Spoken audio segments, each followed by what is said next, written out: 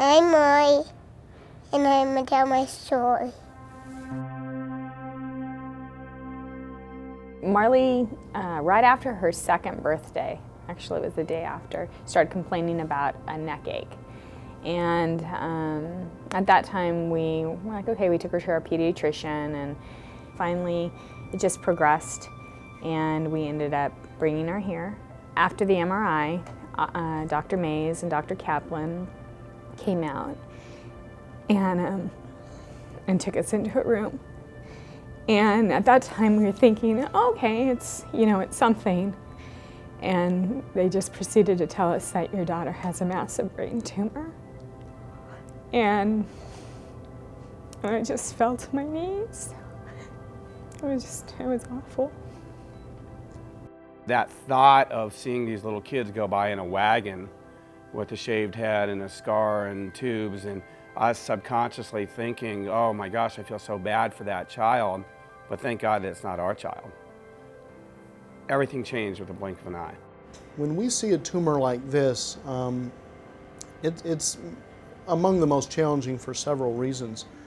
Number one is Marley's age. She was 2 years old at the time that this was found, and the size of the tumor relative to the size of the back of her brain was huge. The only way to cure it is to remove the entire tumor, because if pieces are left behind, even with other forms of treatment such as chemotherapy and radiation, almost certainly it's going to continue to grow after a period of time. When they found out the news that morning, when we had to go and tell them, which wasn't easy, we had to tell them the child's not going home today. You may have come in as an outpatient, but you're now becoming an inpatient, and we have to make some very fundamental decisions. Their world completely came apart. When I sent her, off with the doctors, I knew that she was in the best hands. But to see your child wheeled off and not know if she's going to come back, it was really hard. When you see a child that has something like Marley had, and you just think for a minute about your own family, you realize that this could be your child or anybody's child. It certainly is with you in the back of your mind the entire time that you're doing the surgery. Marley underwent almost a 10.5-hour surgery performed by one of her heroes, Dr. Shafron, who's just, I can't even put into words the debt of gratitude we owe that man.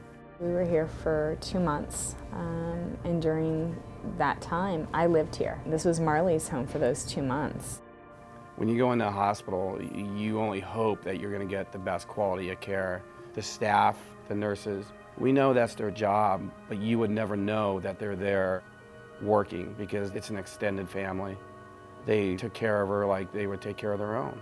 Initially she wouldn't come to you, and then she started becoming comfortable with your role in looking after her. You get to see this personality come out, the brave 2-year-old child who has this unbelievable little smile, a little twinkle in her eye, even though her face was swollen and everything. She always had a little twinkle that would get to you.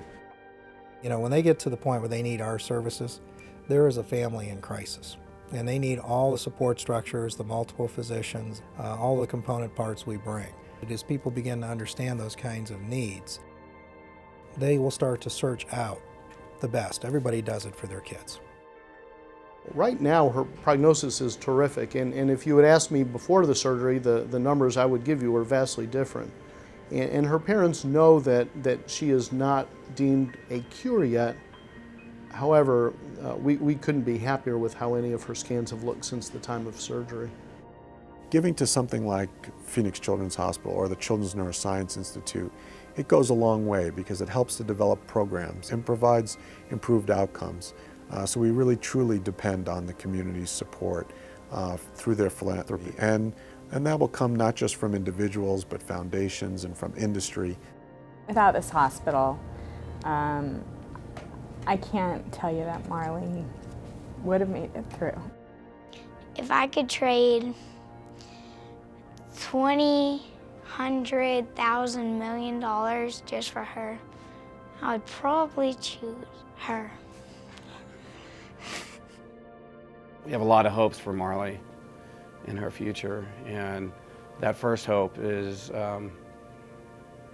No different than when I met Dr. Shafron that first day, and when she went into surgery, and I said, I want to walk her down the aisle one day, take good care of my girl. And he did.